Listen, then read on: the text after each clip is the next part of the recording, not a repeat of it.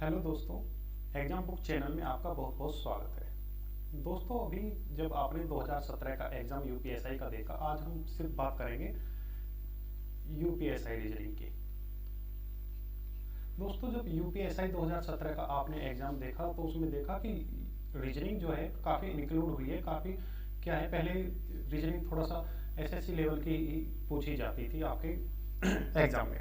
अब क्या हुआ है, अब बैंक की भी रीजनिंग इसमें आने लगी है। अब यूपीएसआई में बैंक की भी रीजनिंग पूछी जाती है। कई चैप्टर ऐसे हैं जो इंक्लूड हुए हैं बैंक के चैप्टर रीजनिंग में, यूपीएसआई में, आपके यूपीएसआई में पूछे गए हैं। तो दोस्तों, रीजनिंग पर बात करते हैं क्योंकि आप काफ़ी चिंता में थे इस विषय को लेकर। इसी वजह से आज जो ये हमारा सेशन है, इसी विषय पर बात करेंगे हम। अभी क्या है, ये वीडियो मैंने इसलिए बनाई ताकि बच्चों का जो डर था एक रीजनिंग को लेकर, बड़े परेशान थे क्योंकि रीजनिंग भी आपके 40 क्वेश्चन आते हैं यूपीएसआई में। पूरे 100 नंबर की रीजनिंग आपकी यूपीएसआई में हो गई, तो बड़े परेशान थे बच्चे। तो इन चीज़ों को लेकर अभी मैंने ये वीडियो बनाई है। इसमें क्या है, मैं पूरे कंटेंट को बता रहा हूँ आपको, कौन कौन से चैप्टर आते हैं यूपीएसआई में। होता क्या है दोस्तों कि जो कुछ चीज़ें थी, जैसे बैंक के जो चैप्टर हुआ करते थे कभी इनपुट आउटपुट वगैरह, वो भी यूपीएसआई में आने लगे। 2017 से जब से यूपीएसआई का एग्जाम हुआ है, तब से बच्चे बड़े परेशान हैं कि यूपीएसआई की सर रीजनिंग, यूपीएसआई की रीजनिंग। लेकिन दोस्तों, घबराने वाली बात नहीं है। अब सिर्फ यूपीएसआई पर फोकस रखेंगे।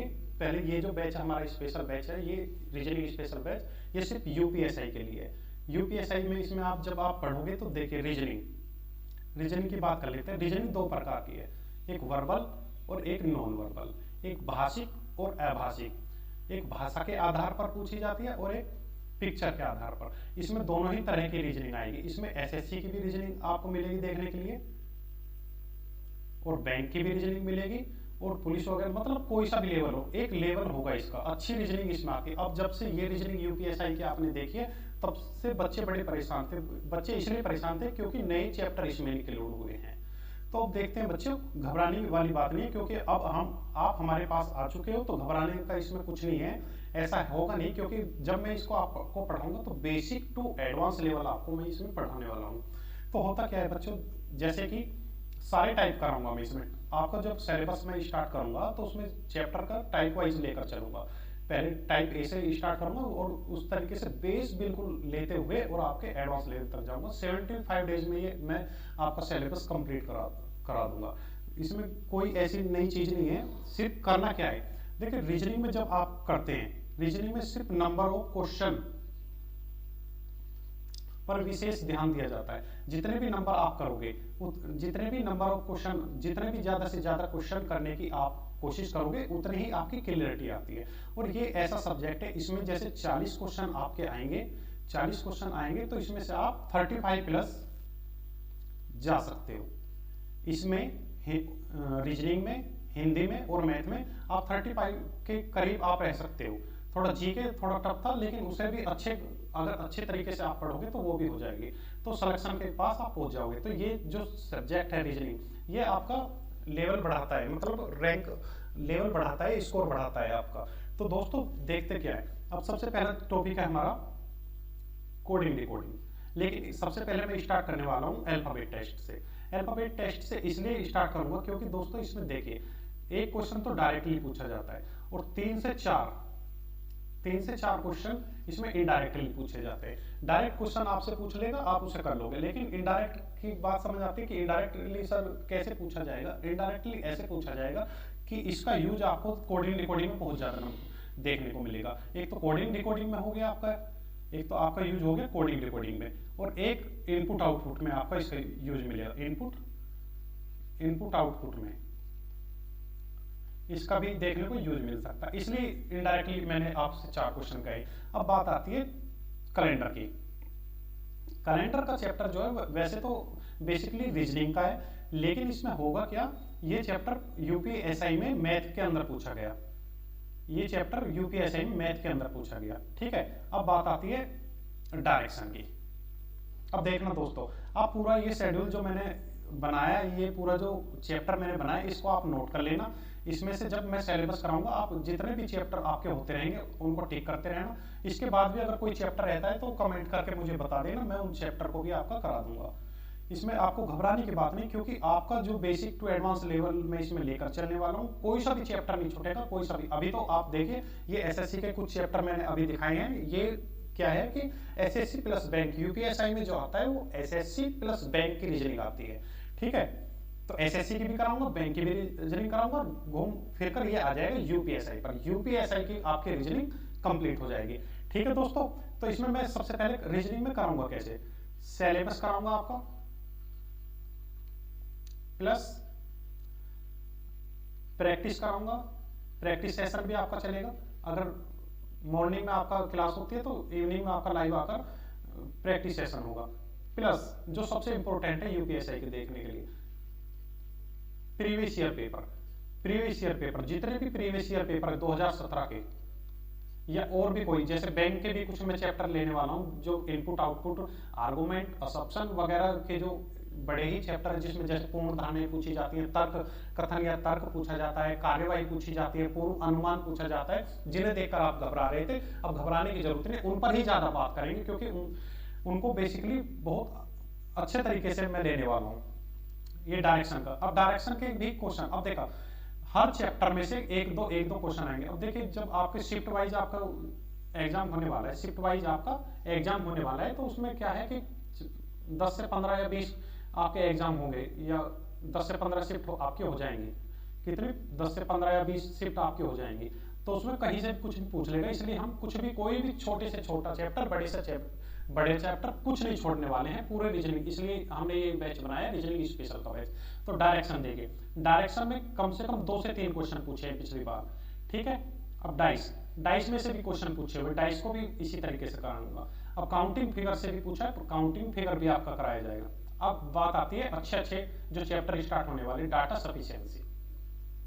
डाटा सफिशिएंसी दोस्तों, ये चैप्टर यूपीएससी में 5 नंबर का कम से कम आने वाला है, क्योंकि इसमें दो या तीन क्वेश्चन आपका पूछेगा, 2 या 3 क्वेश्चन इसमें आपका पूछने वाला है। और ये चैप्टर वो है कि इन सब का पढ़ने के बाद, डायरेक्शन वगैरह, डाइस वगैरह या कुछ और चैप्टर है, ब्लड रिलेशन वगैरह पढ़ने के बाद डाटा सफिशिएंसी इनका मिक्सर होता है, और डाटा देता है उसमें, डाटा सफिशिएंसी फिर उसमें पूछता है डाटा पर्याप्त है या नहीं है, ठीक है दोस्तों। इससे आगे चलते हैं।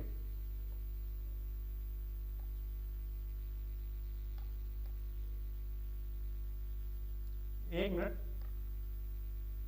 अब मैं आगे लेके चलता हूं इसको।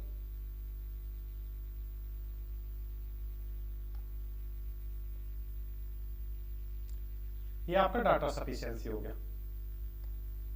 डाटा सफिशिएंसी, इसमें से 2 क्वेश्चन पूछेगा। अब मैं ये भी बताता हुआ चलूंगा आपको कि क्वेश्चन कितने पूछेगा, किस चैप्टर में से कितने क्वेश्चन पूछना है, और किस में कितनी क्लास होनी है, और किस लेवल तक हम इसमें जाएंगे। डाटा सफिशिएंसी के बाद में हम चलते हैं दोस्तों सिलोजिम पे। डाटा सफिशिएंसी के बाद चलते हैं हम सिलोजिम पर, कथन निष्कर्ष पर। कथन निष्कर्ष या न्याय निगमन भी इसको बोलते हैं। इसमें से दोस्तों कई तरह के होते हैं। इसमें सिलोजिम फर्स्ट में मतलब कई टाइप होते हैं। सिलोजिम हो गया, सिलोजिम पॉसिबिलिटी हो गया, रिवर्स सिलोजिम हो गया, ठीक है। और इसके अंदर भी या तो 2 स्टेटमेंट के पूछता है, या 3 स्टेटमेंट के पूछता है, या 4 स्टेटमेंट के पूछता है। आपसे 2017 में जो क्वेश्चन पूछे गए, देखिए बच्चों को भी और टीचर को भी, दोनों को ही अपडेट रहना आवश्यक है। जब हम अपडेट रहेंगे और आप अपडेट रहेंगे तो चीजों का पता लग पाएगा कि कौन कौन सी चीजें एग्जाम में आती हैं, तभी तैयारी करने का मजा अलग है। क्योंकि बच्चे को या आपको जब तैयारी कर रहे हो और आपको यही नहीं पता होगा कि क्वेश्चन आएंगे कैसे या कितना कहां से आएगा, तो वो चीजें फिर कंप्लीट नहीं हो पाती। तो सिलेक्शन लेने के आपको अपडेट रहना पड़ेगा। इसलिए मैं अपडेट होकर पूरा रेडी हूं। इसमें 2 कथन के पूछे जाते हैं, 3 कथन के भी पूछे जाते हैं, और 4 कथन के भी पूछे जाते हैं। और ये पूछे गए हैं 2017 में। एक क्वेश्चन या तो इसमें से देता है, एक क्वेश्चन या 2 क्वेश्चन इसमें से देता है, और एक क्वेश्चन इसका भी आ सकता है। तो 3 से 4 क्वेश्चन, यानी ये 10 नंबर का भी ये चैप्टर होने वाला है, ठीक है दोस्तों। और इसमें जैसे मैंने बताया, सिलोजिम में 2 या 3 या 4 कथन के आपसे पूछेगा, या आपसे पूछेगा सिलोजिम पॉसिबिलिटी पूछेगा, जिसमें लिखा होता है संभावनाओं के बारे में पूछेगा, या रिवर्स सिलोजिम के बारे में पूछेगा, ठीक है। ये सिलोजिम का हो गया। जिससे आप ज्यादा डरते हो उन्हीं के बारे में मैं आज डिस्कस करने वाला हूं, क्योंकि आपकी घबराहट को कम करने का हम प्रयत्न करेंगे। उसके साथ साथ जिम्मेदारी आपकी बनती है आप प्रैक्टिस कैसी करते हैं। अब बात आती है सबसे इंपॉर्टेंट, जिसको बच्चे 2017 में कुछ बच्चे छोड़कर भी आ गए थे, लेकिन इसको अब नहीं छोड़ोगे। अब इसको हम इतने आसान तरीके से मैं कराने वाला हूं, क्योंकि इनपुट आउटपुट जिससे यूपीएसआई की पहचान हुई है। यूपीएसआई की पहचान कैसे हुई है कि रीजनिंग में सब इनपुट आउटपुट आ गए। इनपुट आउटपुट हम कैसे करेंगे? इनपुट आउटपुट बड़े आसान होते हैं, जब आप हमसे जुड़ जाओगे उस तरीके से आप देखना कि आपको कितने आसान ये चीजें दिखाई देने वाली हैं। इनसे इजी कुछ भी चीजें नहीं होती हैं, सिर्फ और सिर्फ चीजों को समझना है। इसमें नंबर ऑफ क्वेश्चन बहुत ज्यादा करेंगे, क्वेश्चन की संख्या बहुत ज्यादा होगी, ताकि आपको क्लियरिटी आए, और प्रीवियस ईयर भी हो जाएंगे साथ के साथ। क्या हो जाएंगे आपके? Previous year. प्रीवियस ईयर होने के साथ साथ आपको पैटर्न का पता लग जाएगा कि पैटर्न किस पैटर्न पर आते हैं, क्योंकि मैं सिलेबस कराने के बाद प्रीवियस ईयर कराऊंगा कि आपको देखने को ये मिलेगा कि सर ने आपने हमें सिलेबस में क्या कराया और हमने किया क्या है। ठीक है सर। अब आती है बात इंपॉर्टेंट। ये देखिए, ये इसमें से 3 क्वेश्चन आने वाले हैं, इसमें से 3 क्वेश्चन आने वाले हैं। और अब बात करते हैं डिसीजन मेकिंग की। डिसीजन मेकिंग यानी निर्णय लेना। निर्णय लेना, जब ये चैप्टर पहली बार यूपीएसआई 2017 में आया, यूपीएसआई 2017 में ये चैप्टर आया आपका यूपीएसआई में, तब बच्चों ने देखा कि सर ये चैप्टर होगा कैसे। लेकिन बच्चों, ये सबसे आसान चैप्टर है, आप घबराओ नहीं, क्योंकि इसमें घबराने के लिए कुछ है भी नहीं। तो ये चैप्टर जब हम कराएंगे आपको तो बड़े आसान होने वाले हैं। और देखना, जब मैं ये चैप्टर कराऊंगा तो प्रीवियस ईयर कोई से भी क्वेश्चन उठा लेना यूपीएसआई के, सारे इसी से हो जाएंगे, बड़े मेथड से हो जाएंगे, और ज्यादा क्वेश्चन भी कराने की इसमें आवश्यकता नहीं है। 4 से 5 क्वेश्चन कराने के बाद आपको लगेगा कि डिसीजन मेकिंग तो कुछ था ही नहीं, हम डर क्यों रहे थे इससे। तो दोस्तों, कुछ भी नहीं है, आपको घबराने वाली बात नहीं है, क्योंकि रीजनिंग की जो पहचान हुई यूपीएसआई से हुई। यूपीएसआई से क्यों हुई? क्योंकि पहली बार ये चैप्टर उसमें इंक्लूड हुए। ये कभी IBPS, bank PO, SBI bank PO वगैरह में ये चैप्टर देखे जाते थे, और अब यूपीएसआई में आने लगे हैं। तो यूपीएसआई का जो अब पेपर होगा, जो 2020 का या 2021 में जो पेपर होने वाला है, 2020 की वैकेंसी हो या 2021 की वैकेंसी हो, जो पेपर होगा वो होगा 2021 में। कब होगा? 2021 में।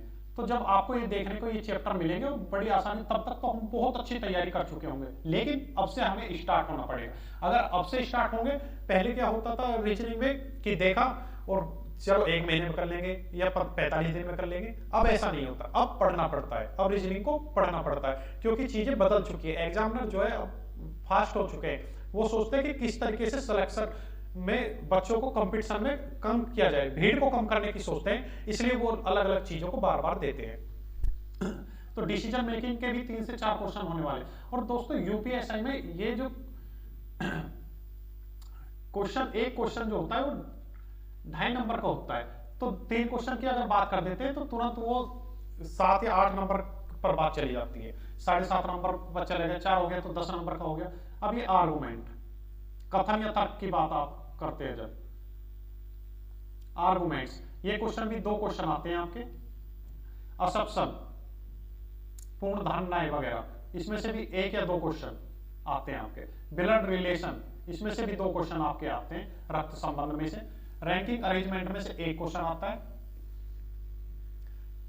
अब जब आप देखते जाएंगे पूरे के पूरे चैप्टर मिलेंगे। एक बार अपना ये नोट कर लेना सारे चैप्टर, क्योंकि जब मैं पूरा सिलेबस कराऊंगा तो आप मार्क करते जाएंगे कि कौन कौन से हमारे चैप्टर हो गए हैं, कौन कौन से हमारे रह गए हैं, और कौन कौन से एग्जाम में, जब प्रीवियस ईयर कराऊंगा 2017 के, तो आप एग्जाम में देखोगे कौन कौन से हमारे चैप्टर हो चुके हैं, कौन कौन से आए हैं। और जब सिलेबस कंप्लीट हो जाएगा, मैं बोल दूंगा सर दोस्तों अब आपका सिलेबस कंप्लीट हो चुका है, तब मैं प्रीवियस ईयर कराऊंगा। जब प्रीवियस ईयर करेंगे तो चीजें क्वालिटी से निकल के आएंगी। चीजें मैं पहले नहीं कहता हूँ, चीजें मैं बाद में बताता हूँ कि देखो दोस्तों ये चीजें अब देखो आपको सिलेबस जो मैंने पढ़ा है उसमें से मिला कितना, उसमें से आपको सिलेक्शन के करीब पहुंचाओ।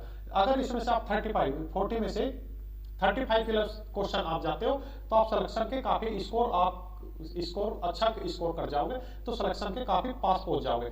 ऐसा ही हिंदी में भी 35 प्लस क्वेश्चन आप पहुंच सकते हो, मैथ में भी 35 प्लस क्वेश्चन पहुंच सकते हो। जीके को अच्छी तरीके से पढ़ लेना। जीके में क्या है आपका, अच्छे से कर लोगे तो सिलेक्शन हो जाएगा। 10,000 वैकेंसी है, 10,000 वैकेंसी आपकी, तो 10,000 वैकेंसी में कंपटीशन तो देखो बढ़ा है, काफी दिन बाद 4 साल बाद ये वैकेंसी आ रही है। ब्लड रिलेशन, अब ब्लड रिलेशन की बात करते हैं, यानी रक्त संबंध की।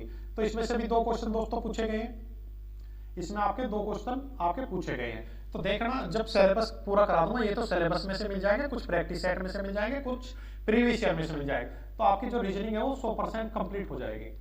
ठीक है, फिर कहीं आपको कोई किसी बुक से करने की आवश्यकता नहीं है, किसी ऑफलाइन कोचिंग से आवश्यकता नहीं है, आपको सारा यहीं पे हो जाएगा। अब रैंकिंग अरेंजमेंट की बात करते हैं।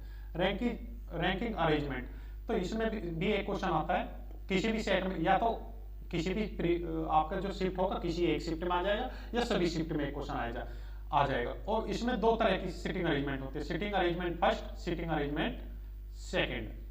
तो इनमें ही मैं दोनों सिटिंग अरेंजमेंट को आपको कराने वाला हूं। सिटिंग अरेंजमेंट के क्वेश्चन ज्यादा से ज्यादा कराएंगे ताकि आपकी मानसिक रूप से आप ज्यादा से ज्यादा आप सोच सको, ज्यादा से ज्यादा क्वेश्चन आप कर सको। ठीक है दोस्तों, अब चलते हैं, ये आपका सिटिंग अरेंजमेंट हो गया।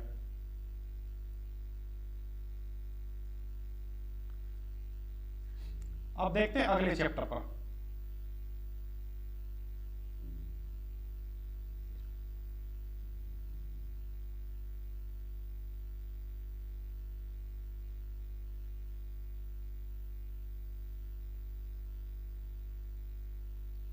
एक मिनट रुकेंगे दोस्तों, क्योंकि साथ के साथ चीजें मैं आपको बताता चलूंगा, कोई सभी चैप्टर आपका छूटेगा नहीं। 15 चैप्टर मैंने आपको डिस्कस कर दिए हैं। 15 के बाद अब जो चैप्टर आते हैं, पजल भी क्वेश्चन आपके 2017 में आपके क्वेश्चन पूछेंगे। इसमें से अगर क्वेश्चन पूछता है तो 2 से 3 क्वेश्चन पूछता है, किलोक में से 1 क्वेश्चन पूछेगा आपका। अब बात आती है वेन डायग्राम की। वेन डायग्राम में से भी 1 से 2 क्वेश्चन आपके, 1 या 2 क्वेश्चन आपसे पूछेगा। मैथमेटिकल ऑपरेशन में से 1 क्वेश्चन आपका पूछेगा। ठीक है दोस्तों, अल्फाबेट सीरीज और नंबर सीरीज, इसमें से 2 या 3 क्वेश्चन आपके पूछने वाला है। क्लासिफिकेशन डिफरेंस, जैसे वर्गीकरण वगैरह का क्वेश्चन आपसे इसमें से पूछ लेता है, कुछ भी 1 क्वेश्चन मानकर चलिए। एनालॉजी, समरूपता वगैरह में से भी आपसे 1 क्वेश्चन पूछा जाएगा, या 2 क्वेश्चन भी हो सकते हैं कभी कभी किसी प्रैक्टिस सेट में। तो अब पेपर कटिंग की बात आती है। मैंने जो नॉर्मल आपको बताया था ऐतिहासिक यानी पिक्चर पर आधारित, पेपर कटिंग के भी बहुत सारे क्वेश्चन इसमें आते हैं।